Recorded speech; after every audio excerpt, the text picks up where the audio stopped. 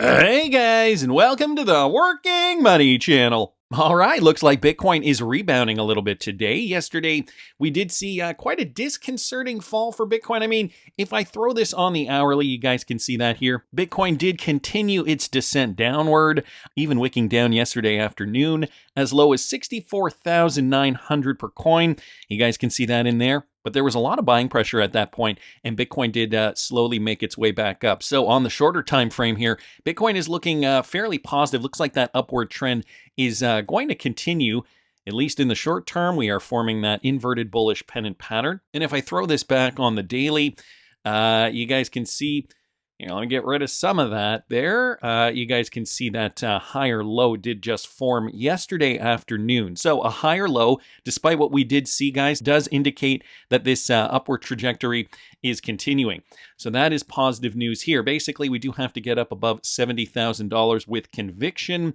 And so we almost got there, 69,400 for Bitcoin back on Monday. We throw that price label on there, but we still do need to break past that. So right now we are seeing Bitcoin butting up against resistance, but we still do need to see it break past this to confirm that the bullish sentiment is still here. And guys, we still have months to do that. For more information on what I'm doing this bull run, it is only $5 a month. Patreon.com/workingmoneychannel. You can follow my trading journey. Me personally, I'm sharing everything. I've got some updates coming up for my Patreon subscribers regarding some of the altcoins that I don't talk about on the YouTube channel, but that I do have in the $15,000 plus portfolio. That is going to be coming this week, probably today or tomorrow. Next week, guys, I think I'm going to be doing another Q&A session. So for those of you guys interested in the live Q&A, I'm also going to be doing that. Patreon.com/workingmoneychannel. That's where you'll find me. So this guy's overall looking very, very positive right now. It is checking out. Sentiment is back up to neutral. We're back at 52. So somewhere in the middle there, the market cap is, in and around $2.3 trillion. Volume's up by a little bit. Bitcoin dominance at 57.5. So money is moving into Bitcoin. And we generally see this, right? Money moving into Bitcoin first, altcoins second. Some altcoins have been bleeding, though. And, some of these altcoins, I know at this point, I'm sure a lot of people are tearing their hair out. Did I pick a good altcoin? Is it, going to continue to go up? And why didn't I just buy Bitcoin? Or, maybe some other variation of that stressful sentiment. Guys, don't worry. It will all work out. We have not even experienced the euphoria phase. 2025. That is the euphoria year, similar to what we saw back in 2021. You have to remember, if we go back to, Bitcoin 2021, let's just go back here and, pretty much that is when we saw everything get really, really heated up. So this was December. So it was really at the tail end of December. And then we started here, January 2021. And this was the beginning, right, of the journey to all-time highs for altcoins. It was a little different. Here, let me bring up the total to market cap here for altcoins. And beginning of January 2021, we saw that peak. Everything did come back down again. And then by November, that was the second peak for altcoins. So guys, 2021 is going to be our 2025. Something similar did happen back in 2017. If I want to just kind of go back here in time, 2017 was a bull run like no other. I think 2017 was a really, really spectacular bull run. January 2017, we started down in here, and then by the beginning of 2018, bam, that's where we were. So altcoins really did rise at that point. XRP right now on the charts, trading somewhere in and around 52, 53 cents per coin. And I mean, considering it is an altcoin, it's going to be moving with the rest of the market, guys. That is just how the cookie crumbles. Unfortunately, Brad Garlinghouse did just recently make an announcement that he got debanked. Yes, the CEO of Ripple got debanked by Citibank. So he has been using Citibank apparently for 25 years. And the company recently just told him, no, we do not want to do business with you anymore. Meta Lawman here pointed this out. So Citibank debanked the Ripple CEO. Meanwhile, U.S. bank regulators deny that Choke Point 2.0 even exists. Things that make you go, Yeah, exactly. Citibank debanked Ripple's Brad Garlinghouse due to crypto exec says. So he did recently make an appearance. He was sitting down for an interview, and this is what he said. Brad Garlinghouse, CEO of Ripple, he has personally been severed from a long-time banking relationship because he's a prominent figure in crypto. He told an audience in Washington on Wednesday. So this was from just yesterday. Individuals within the crypto industry are being debanked, he said at DC FinTech Week. I personally have been debanked. So yes, Brad Garlinghouse, the CEO of Ripple, has been debanked. Garlinghouse tied his own experience to the wider trend in the U.S. industry that's struggling to maintain banking ties as regulators have cautioned institutions to limit their crypto involvement. He later added in an interview with CoinDesk that the institution that cut him off was Citigroup, with which he'd been a customer for about 25 years. And he added that it's not the only personal banking relationship he's lost because of his role in crypto. He says, they said, you have 5 days to move your money. They were actually super honest. They're like, look, you are a notable person in crypto. And having notable people in crypto and banking, the crypto industry means more scrutiny from federal regulators. So at least they were upfront with him. The CEO was highly critical of President Joe Biden's administration in Washington, saying the Security and Exchange Commission Chair Gary Gensler has led a reign of terror and accusing the U.S. Treasury Department of Banking Regulator Office of the Controller of the Currency of being hostile to the industry. So Brad Garlinghouse did mention a few things there. I thought it was interesting that they are debanking him, that they said they're doing it because it brings more heat on them. But for those who want to explore a little further, I happen to see this, okay? This is interesting. Anders bringing this up. Ripple's beef with Citi goes way back. Well, goes back a little bit. During the World Economic Forum in Davos in 2023, Brad Garlinghouse stated that Ripple is competing with liquidity of Citi and messaging of Swift. Ripple purchased the custody platform Medico in 2023, who Citi was a customer of. So remember that, guys. This is very, very important to see this, drawing these connections to other companies that are involved. Shortly after Ripple's purchase, Citi stated that they were reviewing their partnership with Medico, and now you can no longer find Citi on Ripple's custody partnership page. So we found out today or yesterday that Citi is terminating Brad's banking relationship because of his involvement with the crypto industry. And there's an old video of Ashish Burla, I wish I had that video up here, I don't have it, where he states, though, that Citi will be Ripple's last customer. Citi is one of the world's largest correspondent banks, so it's not a great surprise. And then he posts all the supporting articles here with regards to that. Guys, I will link this in the description of the video for you.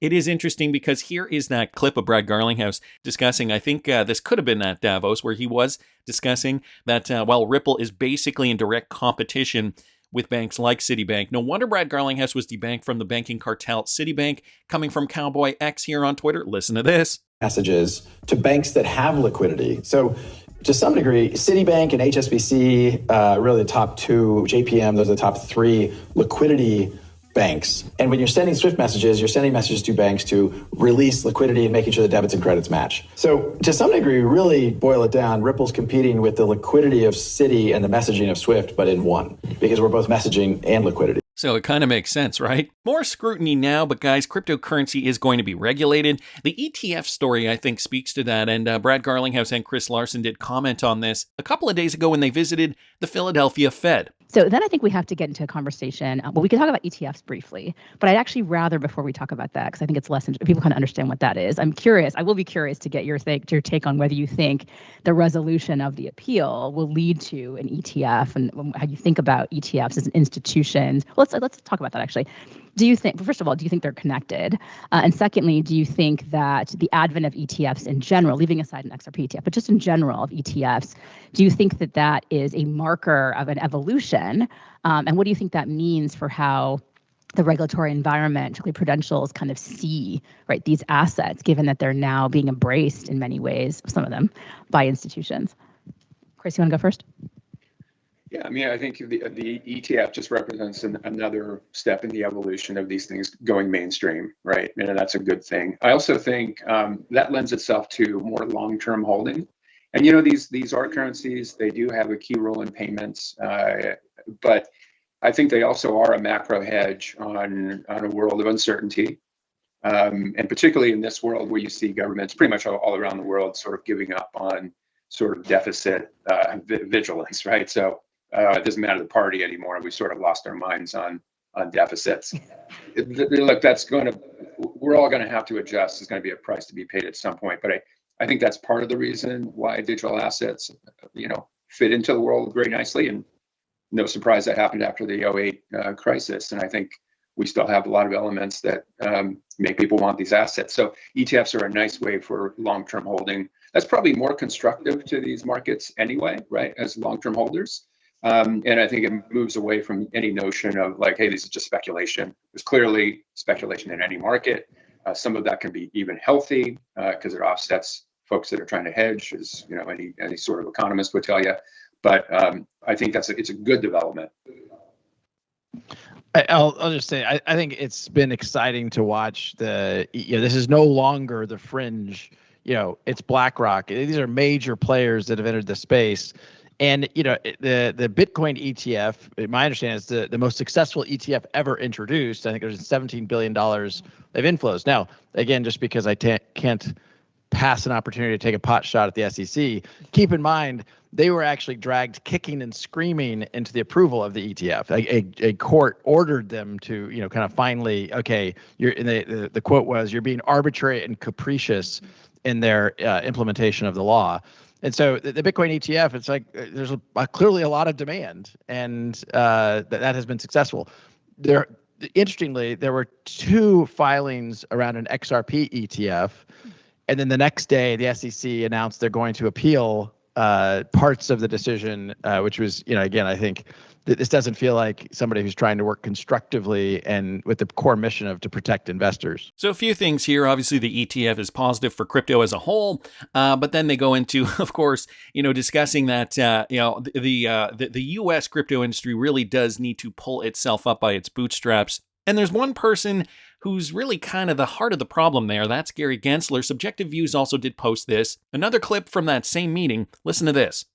Basically can't sell into the U.S. market even now because U.S. companies are like, well, the SEC's appealing. And, they don't understand exactly what the SEC's appealing, but it's a reason to say, no, we don't want to fight that fight right now. We'll wait and see what happens. Yeah. I mean, I'll just add, very clearly, I think the approach that Gary Gensler pretty much directed, let's just call it who was behind it. Senator Warren, I think, was on a mission. She's literally called this the war on crypto.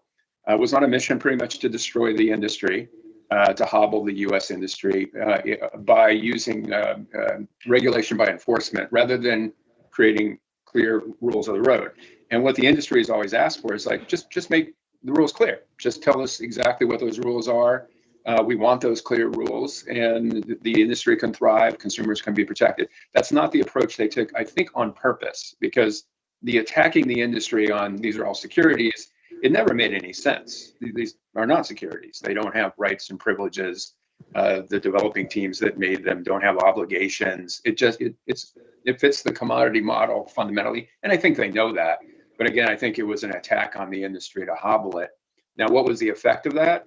It just empowered a bunch of sketchier, overseas firms like FTX, which turned out to be a total disaster. So net on net, you didn't protect consumers. You hobbled the U.S. You empowered, industries in Singapore, in London. You didn't create any jobs in Ohio, for example. So it didn't make any sense. And the good news is I think we're at the twilight of Gary Gensler's reign of terror. It's just about over. And I think whoever wins this election, it's going to be a fundamentally different thing. The twilight of Gary Gensler's reign of terror. And Chris Larsen, of course, who we know did recently donate another chunk of XRP to the Kamala Harris campaign, thinks that, well, he sounded pretty confident that we are going to see a fundamental shift. Even Hester Peirce won't say it, but the only change we need to see is the removal of Gary Gensler. Another great clip here from Subjective Views. Specifically to the crypto industry, Commissioner Peirce, what can we expect in terms of new changes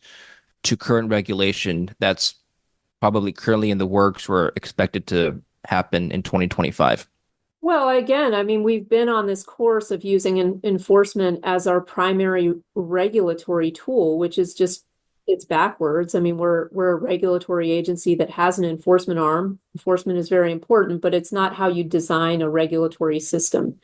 And so unless we decide to change that course, I don't really see that we're moving in a positive direction. Again, there have been a lot of statements about and invitations for people to come in and register, but unless you match those up with actual success stories, people aren't going to come in to talk to us. And that is not good for anyone. So another criticism of her boss, Gary Gensler. And I just wanted to go back to that Chris Larsen comment that, it's the twilight period for Gary Gensler. Michael Branch bringing this to our attention. Recent reports have suggested that Kamala Harris is considering replacements for SEC Chair Gary Gensler. Check this out. Could it be true? As the 2024 elections approach, some analysts believe that Vice President Kamala Harris might consider a significant change in the SEC leadership as a strategic move. So, this begs the question, does Chris Larsen know something we don't know? Recent reports suggest that Harris is considering replacements for Gary Gensler.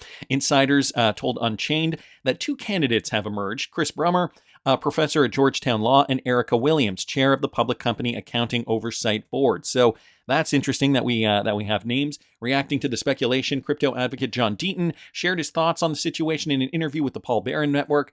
He opened up about how the ongoing discussions about Gary Gensler's potential replacement could hint at a shift in the Biden administration's approach to cryptocurrency regulation. It is noted down here that that first potential candidate, Chris Brummer, he does understand Web3 and blockchain technology. Brummer has been previously discussed in the context of crypto regulation and has connections with figures like Mark Cuban. Deaton said that while Brummer is knowledgeable, it's essential to be cautious in evaluating candidates based solely on their expertise. Because, if you think Gary Gensler, he did have a background in teaching about blockchain and cryptocurrency at MIT, right?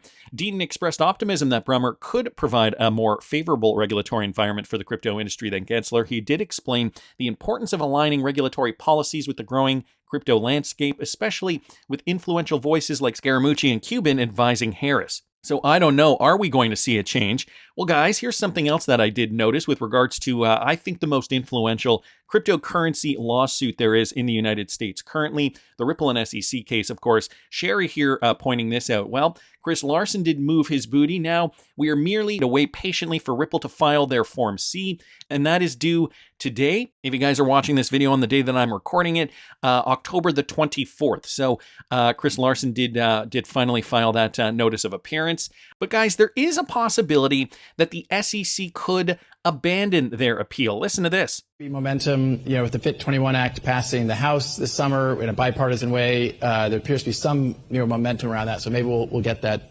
sometime soon. And then, as you mentioned at the top, of course, earlier this month, the agency did appeal part of that decision. So is there anything, any updates there that we need to know about? Nothing, that will progress. It'll take, call it a year to kind of go through the system. That I think it'll be interesting. The filing work that they'll have to do kind of comes out in January. By then, of course, we'll know if there's what the presidential election yields. It'll be interesting to see if there's a shift, and they could abandon that appeal. They could continue with it.